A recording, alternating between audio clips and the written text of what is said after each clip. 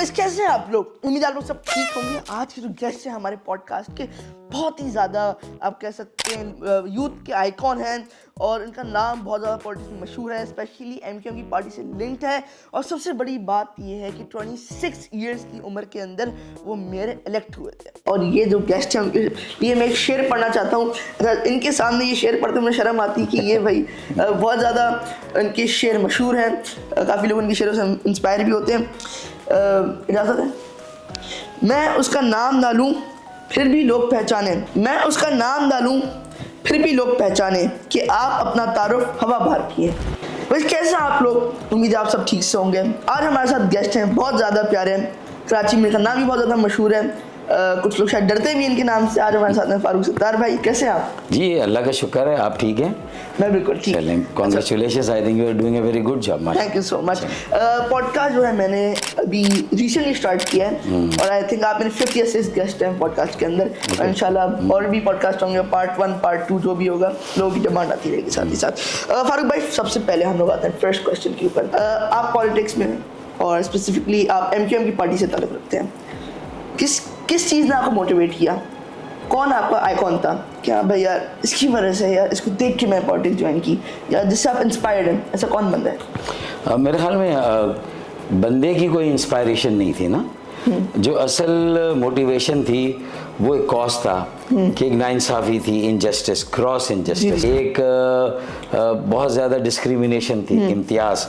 और ख़ास तौर पर सिंध के शहरों में रहने वाले नौजवानों के साथ, तलबा और तालबा के साथ, तालबात के साथ, कि उनकी अच्छी मेरिट हो, अच्छे नंबर्स हो इंटरमीडिएट में, फिर भी उन्हें प्रोफेशनल मेडिकल कॉलेजेस और इंजीनियरिंग यूनिवर्सिटीज़ में और उनको दाखिला नहीं मिलता था, उनकी अच्छी ग्रेड्स होते थे, नहीं मिलता था। और फिर हमारे जो इंटीरियर सिंध में जो लोग हमारे स्टूडेंट्स थे उनको कम परसेंटेज पर भी जो है वो उन प्रोफेशनल कॉलेजेस में दाखिला मिलता था। तो ये था कि एक मेरिट का कत्ल हो रहा था। और ये नुकसान सिर्फ किसी एक कम्युनिटी का नहीं कि जो अर्बन सिंध में रहते हैं, कराची, हैदराबाद, सक्कर में, बल्कि ये पाकिस्तान के फ्यूचर के साथ एक खिलवाड़ हो रहा था। ये मेरिट का कत्ल ही नहीं था, पाकिस्तान की जो स्ट्रेंथ है, पाकिस्तान की फाउंडेशन, मैं समझता हूँ उसके खिलाफ ये एक पॉलिसी थी। आपको लगता है कि ये आपका जो मकसद था ज्वाइन करने का, अब ये मकसद पूरा हुआ है? जिस कॉज को देख के आपने पॉलिटिक्स ज्वाइन की वो मकसद अभी पूरा हो चुका है या आप उसकी तरफ अभी वर्क कर रहे हैं? तो क्या आप उसके बारे में कहना चाहते हैं?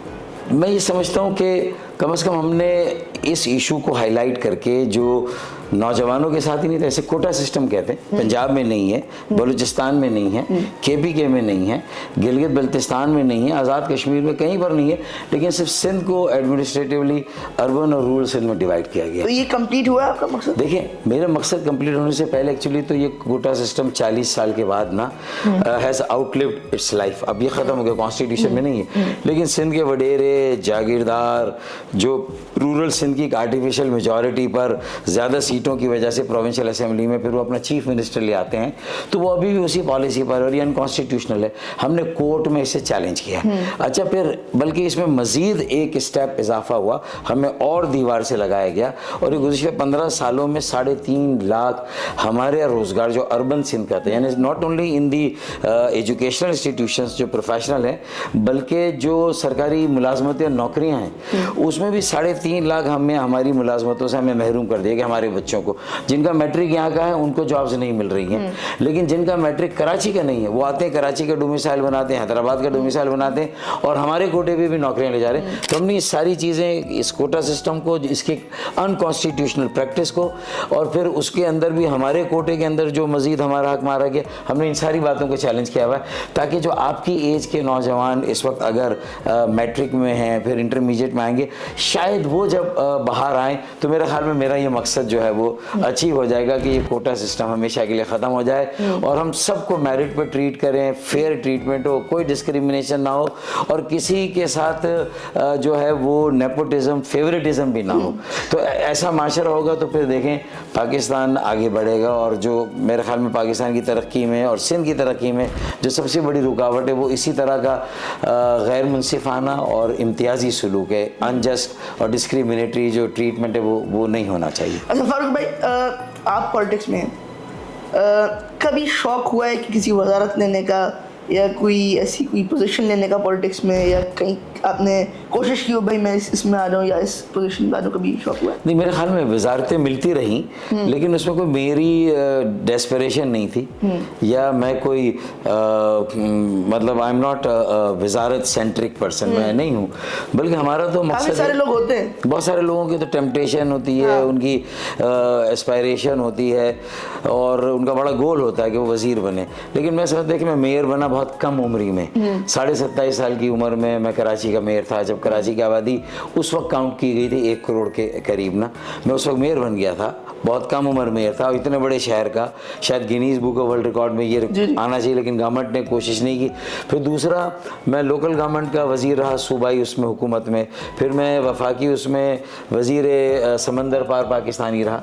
लेकिन मेरा ज़्यादा मकसद ये है कि हम एक ऐसी कॉन्स्टिट्यूशनल अमेंडमेंट करें जिसमें पाकिस्तान की डेमोक्रेसी इस वक्त नॉन पार्टिसिपेटरी है, और वो पार्टिसिपेटरी कैसे होगी, जब आप डेमोक्रेसी को, उसके समरात, उसके फ्रूट्स को लोगों की दहलीज या डोर स्टेप तक ले जाएंगे, इख्तियारात भी, वसाइल भी, रिसोर्सेज भी और अथॉरिटी दोनों को नीचे ले जाएं, और ज़्यादा लोगों को अपने रोज़ाना की ज़िंदगी का फ़ैसला करने का हक दें कि भाई सीवरेज का निज़ाम कैसा होगा, सैनिटेशन का निज़ाम कैसा होगा, फिर सड़कें कैसी बनेगी, मास्टर प्लान क्या है, बिल्डिंग कंट्रोल जो किस तरह की हाउसिंग होगी, ये सारी चीज़ें, फिर कम्युनिटी पुलिस है, फिर स्मॉल जो है मीडियम एंटरप्राइजेज हैं, फिर जो हमारी बहनें बेटियां हैं उनको किस तरह काम देंगे, फिर स्कूल्स प्राइमरी, सेकेंडरी और इवन कॉलेज तक ये लोकल गवर्नमेंट को जाने चाहिए, ये सूबाई हुकूमत में नहीं होने चाहिए, क्योंकि एक मेयर एक शहर का ज़्यादा आसानी से आंसरेबल है, उसको आप आसानी से पकड़ सकते हो और अकाउंटेबल कर सकते हैं, उसकी काउंसिल को और उसे काउंसलर्स को और चेयरमैन और मेयर को। एक MPA MNA को जो सूबाई असेंबली और कौमी में जाता है, फिर एक वजीर बन जाता है सूबाई और फेडरल, उसको आप अकाउंटेबल नहीं कर सकते। अब एक सिंध का चीफ मिनिस्टर और उसका मिनिस्टर एजुकेशन 50,000 स्कूल देखता है सिंध में, 50,000 स्कूल को कैसे 5 सालों में देख सकता है? Beyond human capability and capacity हो ही नहीं सकता। अच्छा, तो इसका मतलब है कि अगर आप लड़काना की मेयर को उनके 3,000 स्कूल दे दें, नवाबशाह को 4,000 दे दें, सक्कर को 5,000 दे दें, हैदराबाद को 8,000 दे दें, कराची को 20,000 दे दें, कराची में 60 डिस्ट्रिक्ट है, फिर डिस्ट्रिक्ट चेयरमैन को दे दें, तो अकाउंटेबिलिटी, मतलब कहते हैं ना कि responsibility divide of authority is not for an effective government. तो स्कूल की जो हालत है सरकारी स्कूलों की, वो आपको पता है सिंध में सबसे ज़्यादा बुरा हाल है। मेयर रहते हुए आपकी जर्नी कैसी रही, और आपको लगता है कि जो चीज़ अभी आप बता रहे हैं, आपने उसके अंदर क्या चेंजेस लाया? स्कूल्स की बेहतरी आपने की, मेयरशिप में कभी किसी ने आपको बोला भाई ऐसा नहीं करो, या कहीं धमकियाँ आपको आई हो, ऐसा कभी हुआ है? देखिए, मेयरशिप में जो हमने सबसे अचीव किया था, जब बिल्डिंग कंट्रोल भी हमें मिल गया था, एक वक्त आया था, तो बिल्डिंग कंट्रोल जब हमें मिला था तो हमने उस वक्त जो है वो बिल्डिंग, जो इस वक्त पोर्शन माफिया है कराची में, आप नाज़माबाद चले जाएं, हुसैनाबाद, अजीज़ाबाद, आप कराची के किसी भी इलाके में चले जाएं, वहाँ पर जिस तरह जिसे कहते हैं ना बेहंगम इमारतें बन रही हैं, और फिर उनकी क्वालिटी भी अच्छी नहीं है, कोई रेगुलेशन नहीं है, फिर पानी की वहाँ लाइनें नहीं है, पानी उतना है नहीं जितनी आबादी बन रही है, फिर निकासी, आप सीवरेज की लाइनें छोटी हैं, जब एक घर में पहले 100 गज पे 5 लोग रहते थे, अब उसी घर में 30 लोग रहते हैं, तो कैसे वो आपकी लाइन कैटर करेगी आपकी उस ज़रूरत को? तो मेरे ख्याल में कराची को ज़रूरत है एक ऑर्गेनाइज कराची हो, उसकी डेवलपमेंट ऑर्गेनाइज हो, उसमें जो कराची टैक्स देता 4,000 अरब, तो हमने ये सारी चीज़ें, जब मैं मेयर था तो ये मैं हाईलाइट करता था, तो मुझे बिल्डिंग कंट्रोल मिल गया, मास्टर प्लान मुस्तफा कमाल के ज़माने में मिल गया, K2 पानी 10 करोड़ गैलन पानी मेरे ज़माने में आया जब वाटर बोर्ड मेरे अंडर में था, K3 10 करोड़ गैलन पानी मुस्तफा के ज़माने में आया, तो हमने मतलब एडिशनल वाटर दिया कराची को, मैंने भी दिया, मुस्तफा ने भी दिया। लेकिन 2008 के बाद ये 2024 है, कोई एक ड्रॉप पानी का एडिशनल नहीं आया, और ये कराची को करबला बना दिया गया। यहाँ वाटर राइट्स होंगे, अल्लाह ना करे, और वो लीड करेंगे एथनिक राइट्स में, क्योंकि लोग समझेंगे कि लियारी को पानी नहीं मिल रहा, लियाकताबाद को मिल रहा है, तो लड़ाई होगी। पख्तू जिसे कहते हैं फ्रंटियर कॉलोनी को नहीं मिल रहा, लियाकताबाद को मिल रहा है, तो इसमें ये गलत फहमियाँ होगी, जो कराची एक multi ethnic, multi cultural, multi sectarian, multi religious city है, तो मुख्तलिफ जो इकाइयाँ हैं जो उनके दरमियान जो है ना गलत फहमियाँ होंगी और लड़ेंगे, फिर वो और लॉ एंड ऑर्डर सिचुएशन बनेगी। फिर इस शहर की इकोनॉमी के लिए ज़रूरी है कि छोटे कारोबार और तिजारत को फ़रोग़ दें, तो उसमें हमने स्मॉल जो है ना वो इंडस्ट्री का, एक कॉटेज इंडस्ट्री का एक वो बनाया, लेकिन वहाँ पर पानी हमें नहीं मिला, फिर उसकी पूरी अप्रूवल नहीं हुई, वरना हमने लैंड वहाँ पर लोगों को बैलेटिंग के ज़रिए से दे दी थी, छोटे छोटे प्लॉट थे और हमें छोटी इंडस्ट्रीज़ लगानी थी। सबसे ज़्यादा मुश्किलात हमने क्या फेस की मेयरशिप के अंदर? रोक टोक हुई, लोगों ने रोका, देखें, और आवाम का क्या उस पर फीडबैक था? देखें, मेयर के पास अपने कुछ इख्तियारात तो होते हैं और उसमें जैसे, लेकिन उन इख्तियारात जैसे लैंड ग्रैबिंग है, इंक्रोचमेंट सबसे बड़ा मसला है कि ज़मीनें सरकारी हैं, KMC की हैं, उस पर कब्ज़ा हो रहा है। इसी तरह बोर्ड ऑफ रेवेन्यू की ज़मीनों पर कब्ज़ा हो रहा है, KDA की ज़मीनों। एक तो मल्टीपल एजेंसी कंट्रोल सिटी है ना, कि कुछ सिविक ऐसे इंस्टीट्यूशंस हैं जो कि फेडरल गवर्नमेंट कंट्रोल करती है, उसमें मेयर का कंट्रोल नहीं है। फिर कुछ ऐसे हैं जो प्रोविंशियल गवर्नमेंट करती है, उसमें मेयर का कंट्रोल नहीं है। तो Karachi is a city of islands, कुछ आइलैंड KMC के पास है, कुछ आइलैंड प्रोविंशियल गवर्नमेंट, कुछ आइलैंड फेडरल गवर्नमेंट के पास है। तो इसीलिए अच्छा, फिर अगर लैंड ग्रैबिंग हो रही है तो हमारे पास अपनी लॉ इन्फोर्समेंट आर्म नहीं है कि हम कानून नाफिज कैसे करें, एंटी इंक्रोचमेंट लॉ कैसे हम जो है उसको इन्वोक करें, अगर हमारी अपनी कोई कम्युनिटी पुलिस नहीं है। अगर कम्युनिटी पुलिस हो, हमारा अपना लॉ इन्फोर्समेंट आर्म हो, तो हम हर तरह की इंक्रोचमेंट को रोक सकते हैं और उन ज़मीनों को ऑक्शन के ज़रिए बेच के या लो कॉस्ट हाउसिंग बना के सस्ते घरों को बना के लोगों को दे भी सकते हैं, उनको सस्ते घर बना के दे सकते हैं। ये सारी चीज़ें जब होगी, जब मेयर के पास और उसकी काउंसिल के पास ज़्यादा इख्तियारात हों, ज़्यादा वसाइल हों और उसके पास अपना लॉ इन्फोर्समेंट का इफेक्टिव आर्म हो ताकि वो उन चीज़ों को इम्प्लीमेंट कर सके। MKM के फॉर्मर सरबरा अल्ताफ हुसैन साहब जो थे, कॉन्सेप्ट जो था भाई का, आप उसको सपोर्ट करते हैं या खुद भी आपका उनसे काफ़ी क्लोज रिलेशनशिप था? देखिए, हमारा जो भाई वाला कॉन्सेप्ट था ना, वो मुंबई के भाई वाले कॉन्सेप्ट से अलग था। वहाँ भी एक भाई का कॉन्सेप्ट, तो हमारा कॉन्सेप्ट जो था भाई का, उसमें था ना कि इक्वालिटी। देखिए ना, अगर आप मेरे नेफ्यू हैं फ़र्ज़ करें और मैं आपका अंकल हूँ, तो अंकल और नेफ्यू का जो रिश्ता है is not very equal. But अगर मैं आपको भाई कहूँ, आप मुझे भाई कहें, तो इसका मतलब वी आर, हम एक ही उस पे लेवल पे आ जाते हैं ना। तो चचा होगा, भतीजा होगा, मामू होगा, भांजा होगा। उसके साथ ही साथ उस वक्त जो थे बच्चों, टीनेजर्स, यूथ के हाथ में पेन की जगह गन्स होती थी, असला होता था, वो कॉन्सेप्ट के बारे में ज़रा बात करना चाहता हूँ। वो भी एक भाई का कॉन्सेप्ट था, उस पर क्या कहना? मेरे ख्याल में मैं भाई को डिफेंड नहीं करूँगा। उनकी गलती ये तो है, उनकी गलती ये तो है कि अगर ये ट्रेंड आया तो उसको रोकना चाहिए था, ठीक है ना। और हमारी पॉलिसी तो हमेशा नॉन वायलेंस की होनी चाहिए, अदम तशद्दुद। बोरियों का भी जो कॉन्सेप्ट था, देखिए, बोरियों का कॉन्सेप्ट पॉलिसी वाइज नहीं था, क्योंकि मैं भी पॉलिसी को समझता हूँ। हाँ, कुछ लोगों ने इनफरादी तौर पर इंडिविजुअली अगर ऐसी पॉलिसीज़ बनाई या अपने पर्सनल स्कोर सेटल किए। मैं तो सिंपल ये पूछता हूँ कि अगर MQM के जो अगेंस्ट थे, मुखालिफ, ओपोनेंट, वो भी ज़रूर कत्ल हुए या शहीद हुए, लेकिन MQM के भी कोई 15 से 20 हज़ार लोग शहीद हुए। तो अगर फ़र्ज़ कर लें MQM के मुखालफिन को, फ़र्ज़ कर लें MQM वालों ने उनकी जानों का नुकसान किया, तो MQM के लोगों को किसने मारा? इसका मतलब इंसाफ नहीं हो रहा, सिर्फ एक पिक्चर दिखाई जा रही है। जो क्या नौबत आई जो देखिए, हमारे मिसिंग पर्सन्स की एक बड़ी दास्तान है, वो अभी तक बाजियाब नहीं हुई। आप क्या कहते हैं, ये महाजर सिंधी कल्चर है या क्या है इसके अंदर? आप देखिए, एक तो कोटा सिस्टम से ये बीच बोया गया कि सिंध को डिवाइड कर दिया गया, उस खलीज को नहीं पाटा गया और वो गल्फ़ नहीं दूर की गई जो हुई। और उसमें फिर कराची में जिस तरह पूरे मुल्क से हर सूबे से लोग आ रहे हैं, तो वो अपने अपने कल्चर के साथ अपने टाउन्स बनाते हैं, अपनी बस्तियां बनाते हैं। अच्छा, फिर इंक्रोचमेंट होती है, फिर कच्ची आबादियाँ बनती हैं, फिर जो बड़ी पानी की लाइनें हैं, बहुत सारी आबादियाँ टैक्स नहीं देती हैं और पानी वहीं उसी में सुराख करके ले लेती हैं। फिर एक कुंडा लगता है तो आपको इलेक्ट्रिसिटी मिल जाए। तो इसका मतलब है कि ट्रीटमेंट कराची के मुख्तलिफ शहरियों के साथ एक जैसा नहीं है। इस कराची को डिसिप्लिन करने, ऑर्गेनाइज करने, फिर इसमें कोई पब्लिक ट्रांसपोर्ट सिस्टम नहीं है। तो और फिर पानी, मैंने कहा कि 1200 मिलियन गैलन पानी चाहिए, 120 करोड़ गैलन, जबकि आपके पास है 60 करोड़ गैलन। तो आपके पास only the available water is meets your half need. बहुत मुश्किल से गुजारा हो रहा है। फिर इसमें इसमें क्या होता है कि जो है उसमें भी टैंकर माफिया का एक रोल। जिम्मेदार कौन है? टैंकर माफिया है, देखिए, कोई सियासी जमात है? देखिए, प्रोविंशियल गवर्नमेंट का इसमें बड़ा रोल है।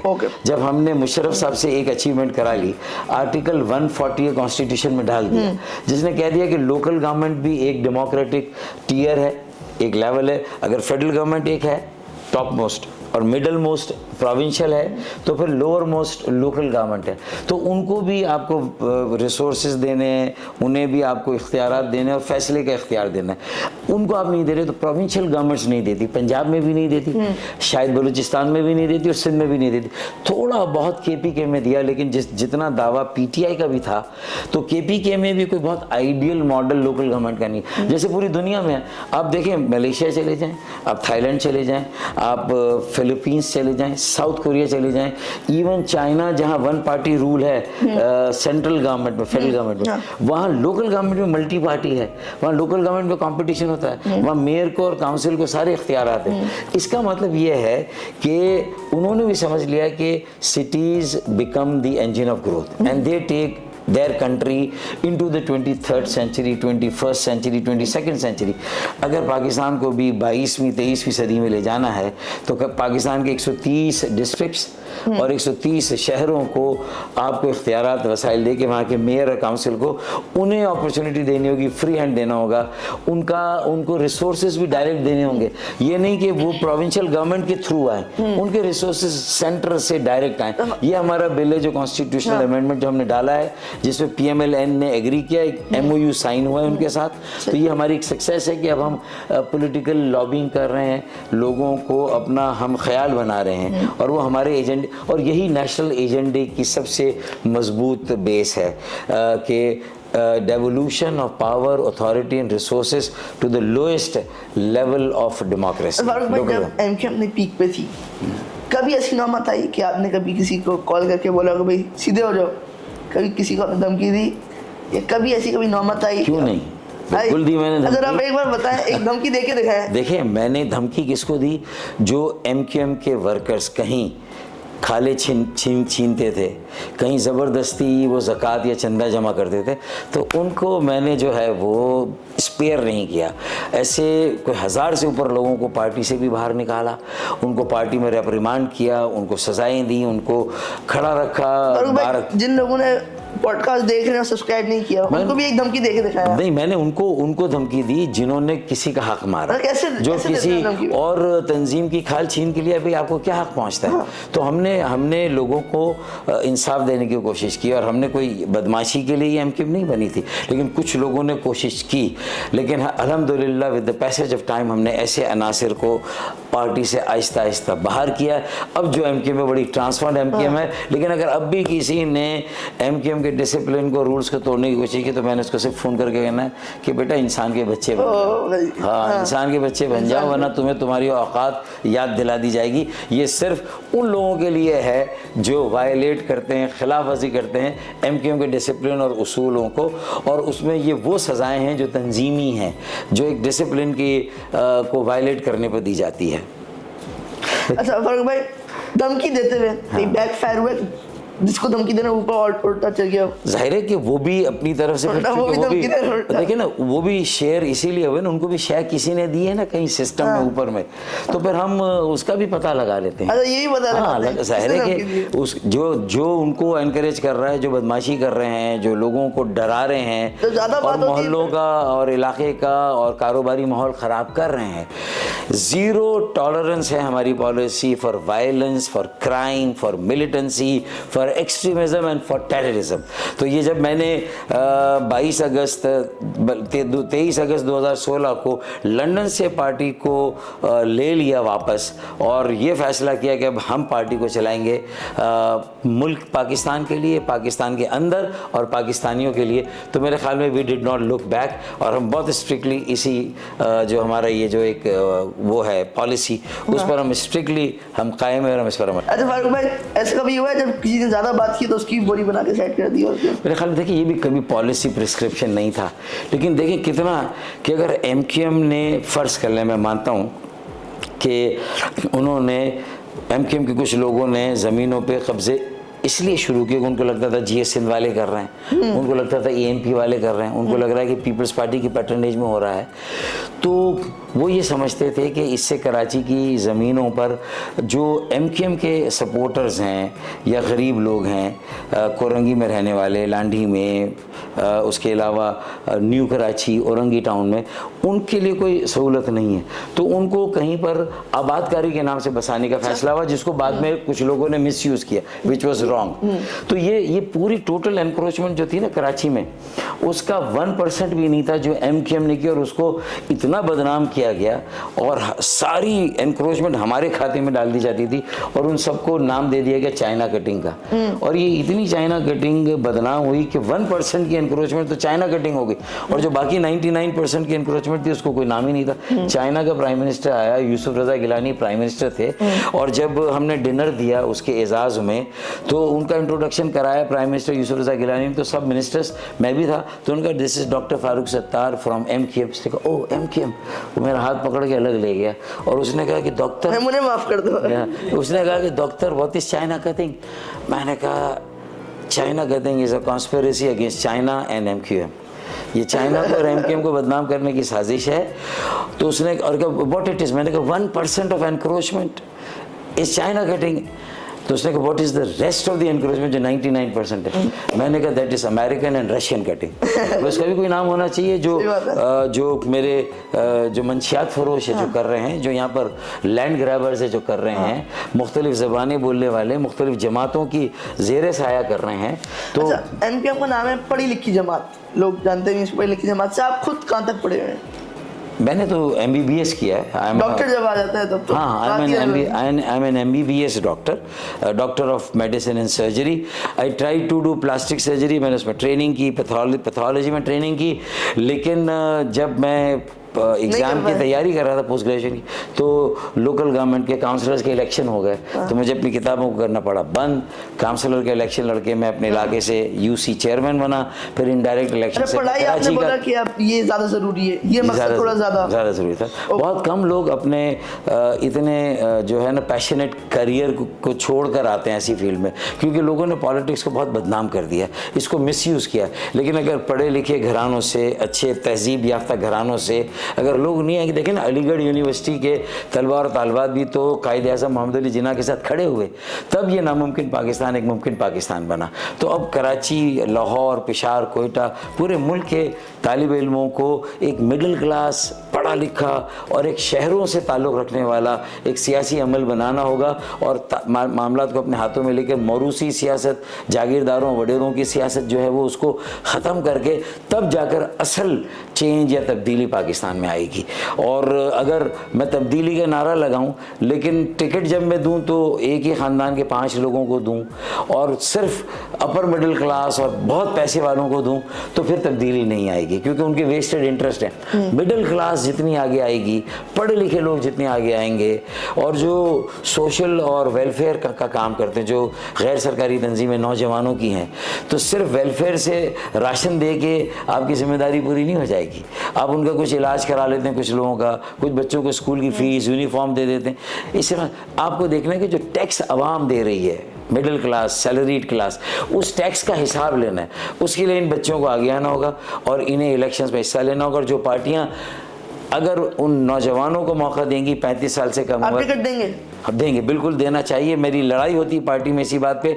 इस बार हमने दिए, लेकिन उतना लेवल नहीं है जितना मैं चाहता था। यूथ को देना है, यूथ को 35 साल से कम उम्र को कम से कम उनका 35% कोटा होना चाहिए। हाँ। इस बार शायद हमने 10% ही दिया हो या 15%, लेकिन मेरी राय है कि 35%। अगर सारी पार्टियां ये काम करें तो हमारे आपस के झगड़े भी ख़त्म हो जाएंगे, क्योंकि वो यूथ एक दूसरे के साथ कहीं ना कहीं इंटेग्रेट करके एक नेशनल एजेंडा बना के सारी लड़ाई, एलिगेशन, काउंटर एलिगेशन, जो ट्रेडिशनल पॉलिटिक्स है उसको एक तरफ रखे, और फिर लैंड रिफॉर्म्स करके, फिर एग्रीकल्चर, बड़े वडेरों पर भी टैक्स लगा के, उनकी आमदनी पे टैक्स नहीं, सैलरीड क्लास पे टैक्स है, ये सारे काम हो जाए तो ये पाकिस्तान को रिफॉर्म कर देगा, आगे बढ़ा देगा।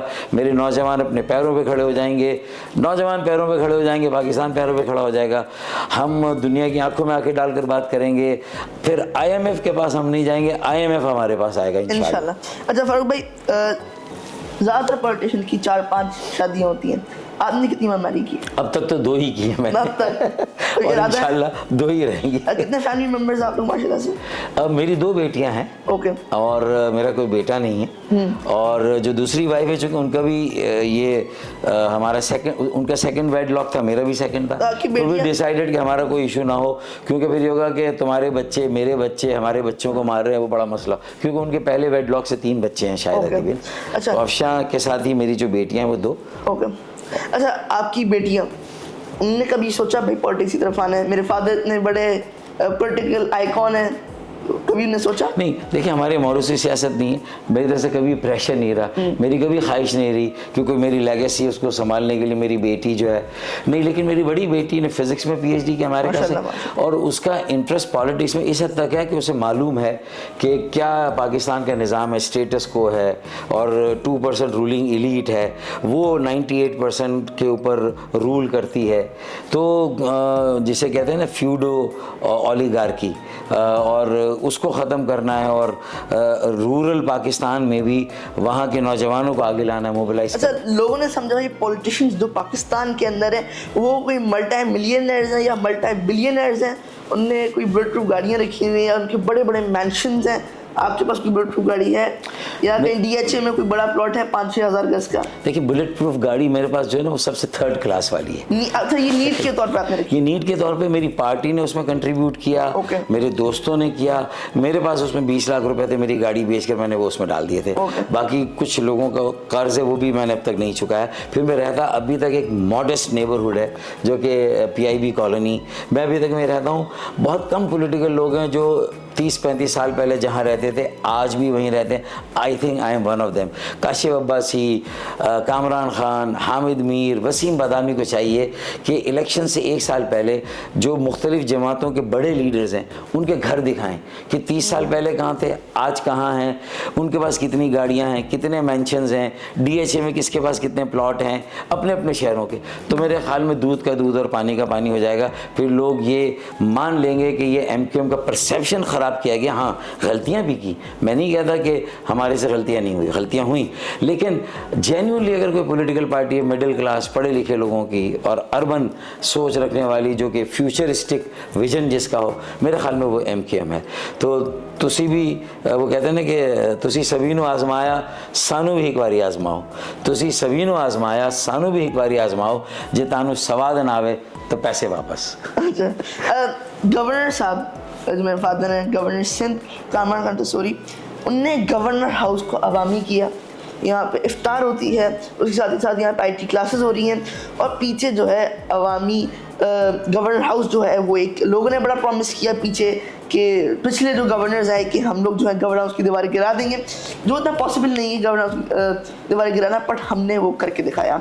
हमने नहीं, मेरे फादर ने वो करके दिखाया। उसके साथ ही साथ the family was behind it, उसके बाद कैसे होगा? 1 लाख राशन अभी तक डिस्ट्रीब्यूट हो गया और 20,000 हर महीने आ रहे हैं। उसके साथ ही साथ वो भी तकसीम हो रहा है। उसके बारे में आपका क्या फीडबैक है? असल में मैं जब कामरान भाई के लिए ये सारी बात करता हूँ ना अच्छी, तो लोग शायद समझते चूँकि मेरी उनकी दोस्ती है ना, तो मैं इसलिए कर रहा हूँ कि यू स्क्रैच, मतलब you pat me I pat you, ऐसा बिल्कुल नहीं। Is one of the best and the finest governors in Pakistan, जो गवर्नर्स की हिस्ट्री रही है।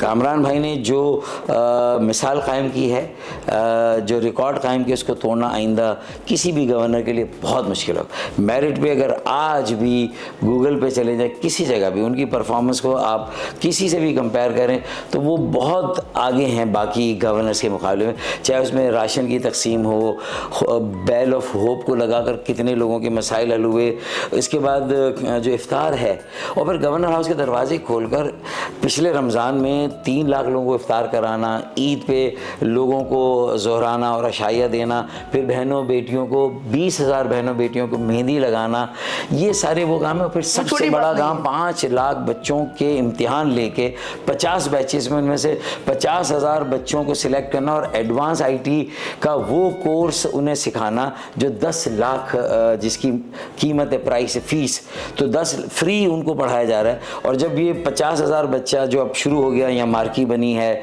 यहाँ कंप्यूटर लैब है, यहाँ सारी सहूलत यहाँ पर बच्चों को दी गई है, तो ये बच्चे जब फारिग व तहसील होंगे प्रैक्टिकली फील्ड में आएंगे तो ये 10 लाख रुपए की इनकी हर माह इनको नौकरी जो है इनकी ऑफर्स अभी भी मौजूद हैं।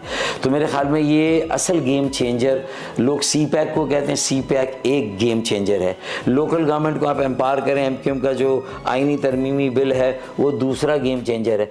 तीसरा गेम चेंजर यूथ को इनेबल करना, एम्पावर इनेबल करना, उन्हें एनकरेज करना, उन्हें एजुकेट करना और IT के advance course, metaverse, artificial intelligence, Web3, blockchain, ये सब पढ़ाना अच्छे असातिज़ा से। मेरे ख्याल में ये काम गवर्नर हाउस कामरान टिसूरी भाई ने शुरू किया है और अपने पल्ले से, अपने दोस्तों के, कॉरपोरेट सेक्टर से, ये कोई आवाम का टैक्स का पैसा नहीं है, ये उन्होंने अपनी जेब से अपने दोस्तों का कॉन्फिडेंस लेके, फिलंथ्रोपिस्ट का कॉन्फिडेंस लेके, सैलानी जैसे इदारों का, JDC जैसे इदारों का कॉन्फिडेंस लेके और ताजिर बरादरी का, सनतकारों का लेके उन्होंने किया। तो मेरे ख्याल में ये कॉन्फिडेंस हमारा असेट है कि जो हमारे इन लोगों का है कामरान भाई पर और गवर्नर हाउस पर, और बेशक गवर्नर भी अवामी है और गवर्नर हाउस भी अवामी है, इसमें कोई दो राय हो ही नहीं सकती। अच्छा, अब हम आते हैं अपने पॉडकास्ट की एंड पे। फारूक भाई, अच्छा मैं आपको एक वाक़या बताता हूँ। जब मैं छोटा था, आपकी और हमारी फैमिली का काफ़ी अच्छे रिलेशन थे। मैं आपको कहता था फारूक भाई, और मेरे बाबा मुझे बाद में जाके बोलते थे फारूक भाई, अंकल बोलो ना अंकल। आप माइंड तो नहीं करते? नहीं करता। अभी भी मैं फारूक भाई बोलता हूँ। हमारे तो है ही ना ये कि भाई वाला रिलेशनशिप अभी भी वो असल है, बिल्कुल वही है। एंड की तरफ आते हैं।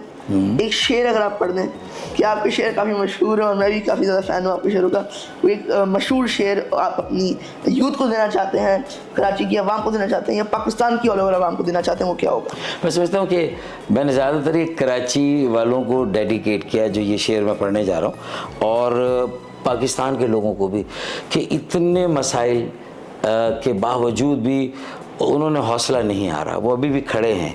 तो मैं यही कहूँगा कि हादसे की ज़द पे हैं तो मुस्कुराना छोड़ दें, हादसे की ज़द पे हैं तो मुस्कुराना छोड़ दें। ज़लज़ले के खौफ से क्या घर बनाना छोड़ दें? न घर बनाना छोड़ेंगे न मुस्कुराना छोड़ेंगे। पाकिस्तान जिंदाबाद, MQM पाइंदाबाद, अवामी गवर्नर पाइंदाबाद।